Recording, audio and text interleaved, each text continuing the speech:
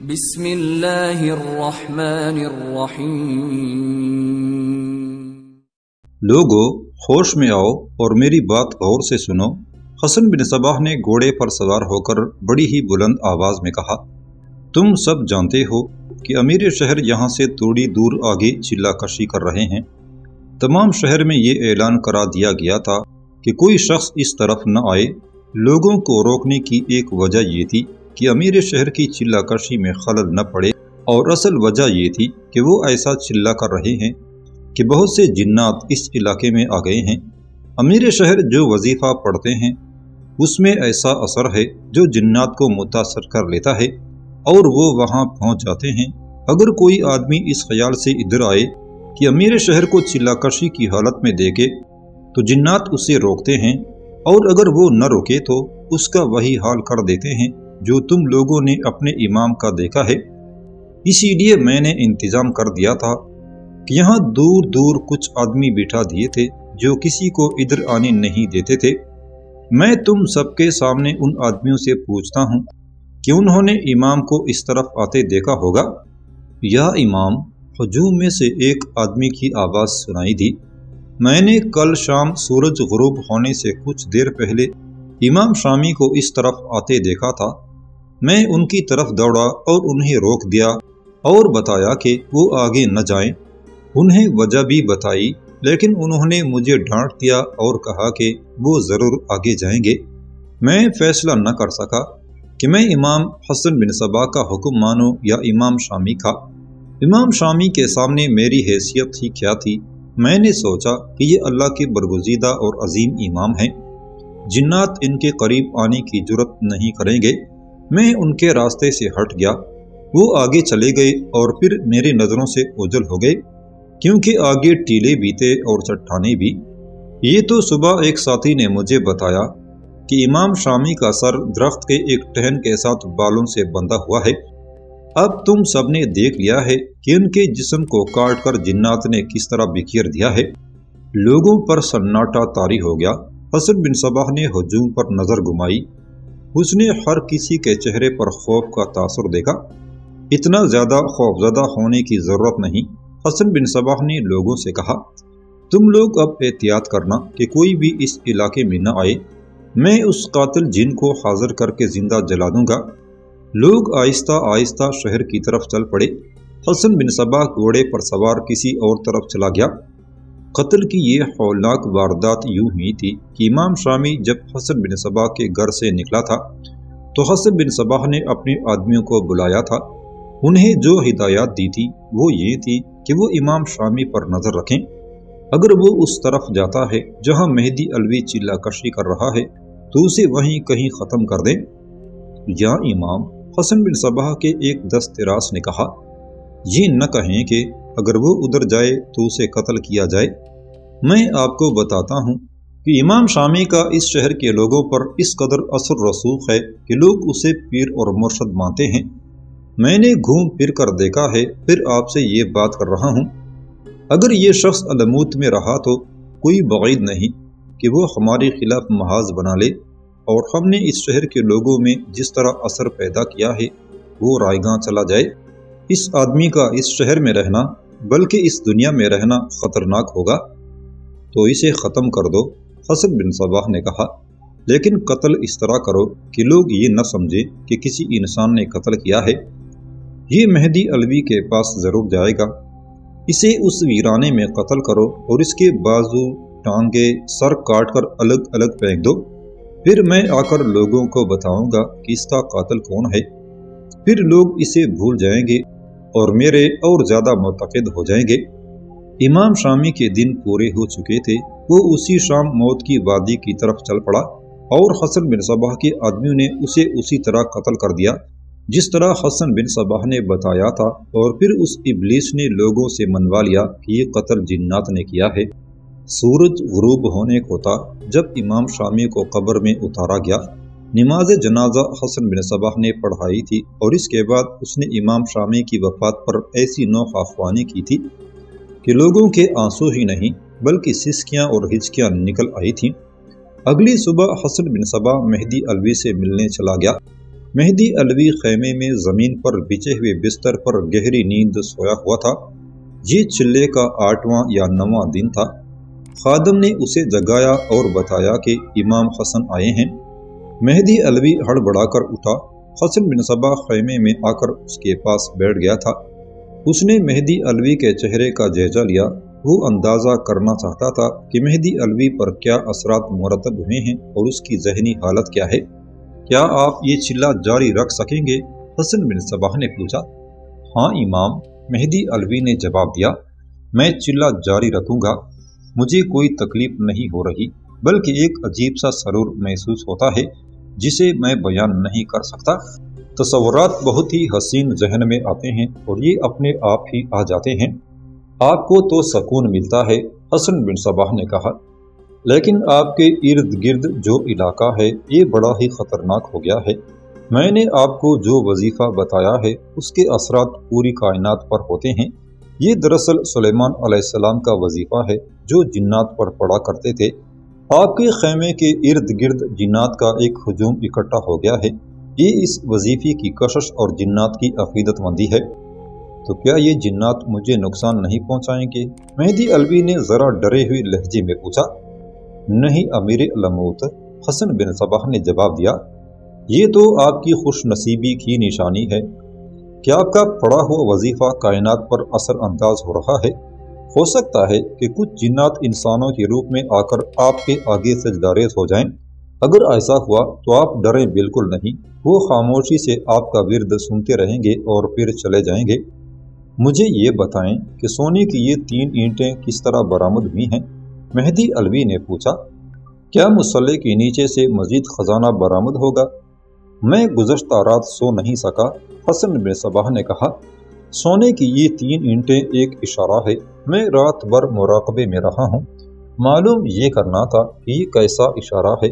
صبح کاذب کے وقت مجھے یہ راز معلوم ہوا، خزانہ برآمد ہوگا، لیکن ابھی یہ پتہ نہیں چل رہا کہ وہ خزانہ کہاں سے برآمد ہوگا۔ مجھے امید ہے کہ 15-16 دنوں بعد یہ بھی پتہ چل جائے گا۔ سونے کے یہ 3 ٹکڑے ایک بڑا واضح اشارہ ہے کہ آپ کو 3 اور شہر ملیں گے، پھر علموت کو ملا کر ان 4 شہروں کی ایک سلطنت بن جائے گی جس کے سلطان آپ ہوں گے۔ اس سلطنت کو حاصل کرنے کا طریقہ یہی ایک ہے کہ آپ اسی طرح صبر و تحمل اور پوری یکسوئی کے ساتھ پورے 40 دن یہ وظیفہ پورا کریں۔ مہدی علوی کو باقاعدہ حشیش پلائی جا رہی تھی۔ خادم حشیش کی مقدار میں اضافہ کرتا چلا جا رہا تھا۔ اسے اونٹنی کا دودھ پینے کی اجازت دے دی گئی تھی۔ یہ دودھ ہر روز اس کے خیمے میں پہنچا دیا جاتا تھا۔ اس میں بھی ذرا سی حشیش ڈال دی جاتی تھی۔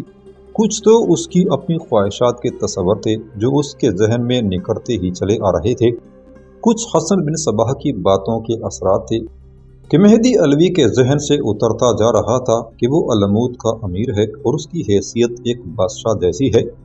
میں آپ کو ایک بری خبر سنا رہا ہوں، حسن بن صباح نے کہا۔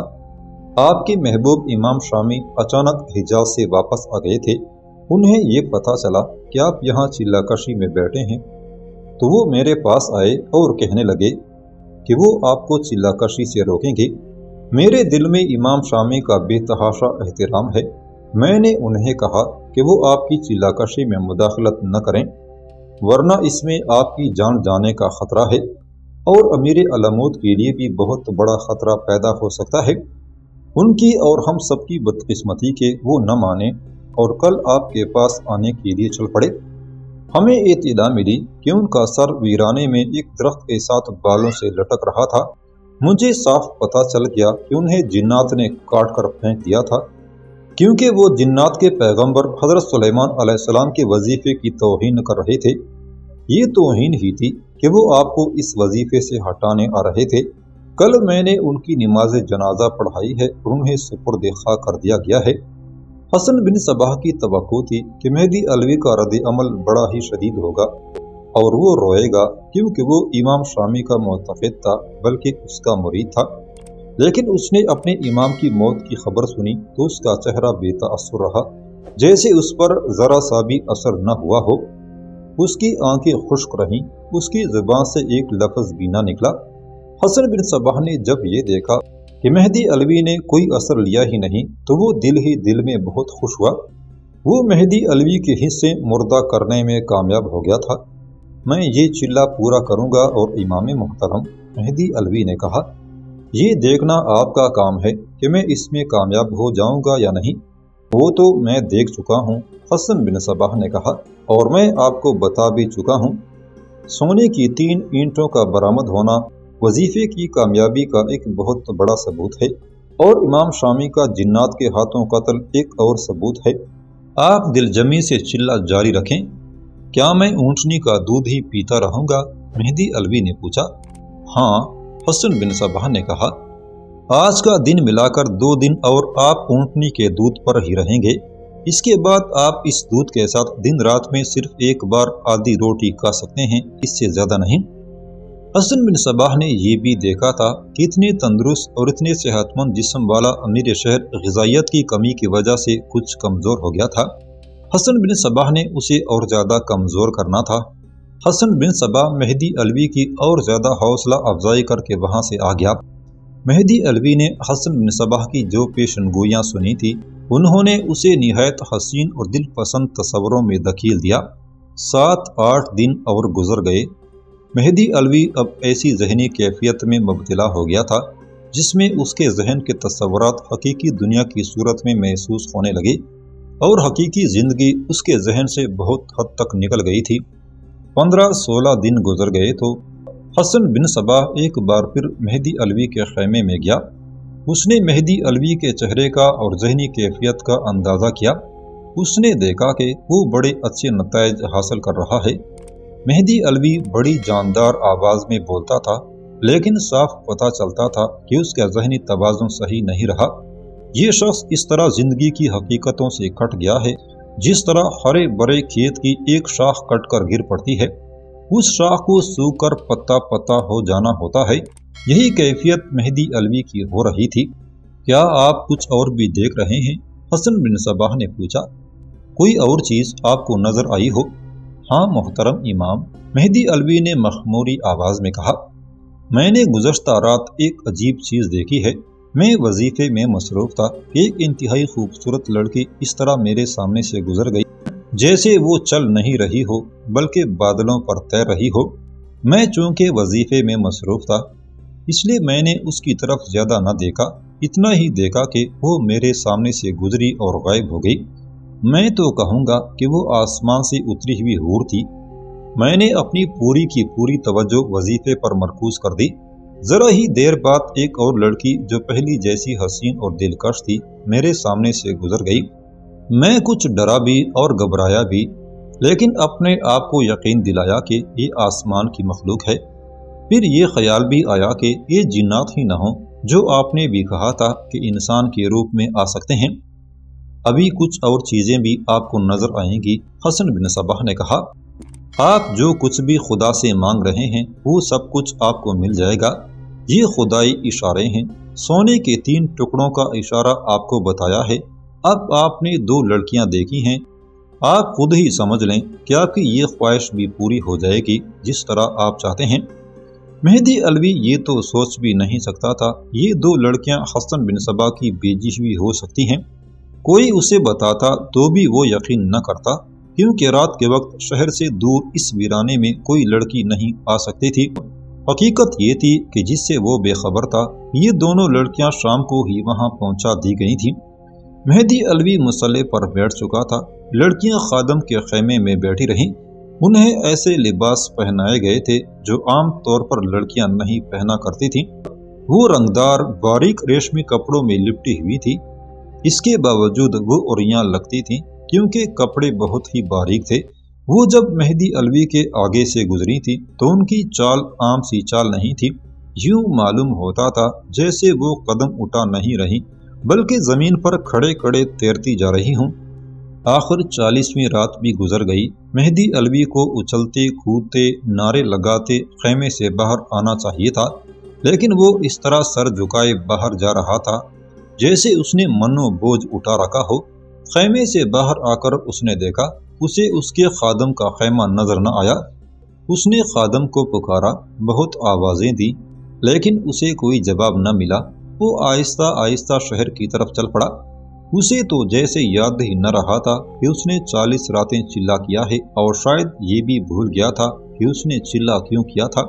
اس کا دماغ کسی وقت روشن ہو کر سوچنے کے قابل ہو جاتا، لیکن فوراً ہی بعد دماغ پھر سو جاتا۔ اس کے ذہن میں اندھیرا ہی اندھیرا تھا۔ اس کا ذہن ذرا سا اپنے آپ میں آتا تو اسے یاد آتا کہ یہاں وہ اکیلا نہیں تھا۔ پھر وہ پریشان ہو جاتا کہ وہ اکیلا کیوں ہے۔ اس کا ذہن پھر خالی ہو جاتا اور اس کیفیت میں وہ قدم گھسیٹ گھسیٹ کر چلتا گیا۔ وہ لاشعوری طور پر چلتا جا رہا تھا، یا جیسے وہ خواب میں چل رہا ہے۔ سورج بہت اوپر آ گیا تھا جب حسن بن صباح کو اس کے ایک آدمی نے اطلاع دی کہ امیر علموت آ رہا ہے۔ حسن بن صباح اس کے انتظار میں تھا۔ اسے معلوم تھا کہ مہدی علوی کس حالت میں واپس آئے گا۔ حسن بن صباح باہر نکل آیا اور اس نے دیکھا کہ مہدی علوی چلا آ رہا ہے۔ وہ قدم گھسیٹ رہا تھا۔ اس کا حال حلیہ اس قدر بدل گیا تھا کہ حسن بن صباح کو یہ نہ بتایا جاتا کہ امیر علموت آ رہا ہے تو وہ اسے پہچان ہی نہ سکتا۔ اس کی داڑھی سلیقے سے تراشی ہوئی ہوتی تھی، لیکن 40 دنوں میں داڑھی لمبی اور بے ترتیب ہو گئی تھی۔ اس کے سر کے بال بھی کندھوں تک پہنچ رہے تھے۔ حسن بن صباح اسے اپنے مکان کی طرف آتا دیکھتا رہا، حتیٰ کہ مہدی علوی حسن بن صباح کے سامنے آ رکا۔ آ گئے امیر علموت؟ حسن بن صباح نے بے رخی سے پوچھا۔ اندر آ جائیں، پانی پلاؤ، مہدی علوی نے نحیف سی آواز میں کہا۔ بہت تھک گیا ہوں، پانی پلاؤ۔ حسن بن صباح اسے اندر لے گیا اور اپنے کمرے میں بٹھایا۔ اس نے ایک آدمی سے کہا کہ اسے سادہ پانی پلاؤ۔ مہدی علوی کو سادہ پانی دیا گیا تو اس نے پی لیا۔ مجھے پانی پلاؤ، مہدی علوی نے ذرا جاندار آواز میں کہا۔ امیر علموت، حسن بن صباح نے کہا، پانی تو آپ پی چکے ہیں۔ یہ پانی نہیں، مہدی علوی نے ذرا غصیلی آواز میں کہا، جو وہاں مجھے خادم پلایا کرتا تھا۔ حسن بن صباح سمجھتا تھا کہ یہ کون سے پانی کی طلب محسوس کر رہا ہے، پھر بھی اس نے شربت پلایا۔ مہدی علوی نے شربت پی لیا۔ میں وہ پانی مانگ رہا ہوں، مہدی علوی نے اب کے ذرا بلند آواز میں کہا۔ وہ دراصل اس پانی کا عادی ہو گیا تھا جو اسے 40 روز خادم پلاتا رہا تھا۔ اسے معلوم نہیں تھا کہ اس پانی میں حشیش ملی ہوئی ہوتی تھی۔ وہ جو سرور محسوس کرتا تھا اسے وہ روحانی سکون سمجھتا تھا، اور اس سکون کو وظیفے کی فضیلت کہتا تھا۔ گزشتہ شام اس نے حشیش والا پانی پیا تھا۔ وہ وظیفے کے دوران بھی رات کو یہ پانی پیا کرتا تھا۔ خادم اچھا خاصا پانی اس کے مسلح کے پاس رکھ دیا کرتا تھا۔ گزشتہ شام سے اگلے دن پہلے پہر تک اسے وہ پانی نہیں ملا تھا۔ وہ نشے سے ٹوٹا ہوا تھا۔ آپ ہیں کون؟ حسن بن صباح نے پوچھا۔ میں امیر علموت ہوں، مہدی علوی نے جواب دیا۔ میرا نام مہدی علوی ہے۔ اس کے بعد یوں ہوا کہ علموت کی گلیوں اور بازاروں میں ایک پاگل بلند آواز سے کہتا پھرتا تھا، میں اس شہر کا امیر ہوں، میں مہدی علوی ہوں۔ بہت سے بچے اسے پتھر اور ڈیلے مار رہے تھے اور وہ آگے آگے بھاگتا پھر رہا تھا۔ اس آدمی کا حلیہ یہ تھا کہ سر کے بال لمبے جو کندھوں پر آئے ہوئے تھے اور کچھ بال چہرے پر گرے ہوئے تھے۔ اس کی داڑھی لمبی تھی اور اس نے میلے کچیلے کپڑے پہن رکھے تھے۔ شہر میں آسمان سے حوریں اتریں گی، یہ پاگل کہتا پھر رہا تھا۔ میں آسمان سے خزانے لاؤں گا، مجھ پر آسمان سے خزانے اتریں گے۔ میں اس شہر کا امیر ہوں، حوریں آئیں گی، میں تمہارا امیر ہوں۔ وہ اپنے گھر کی طرف گیا۔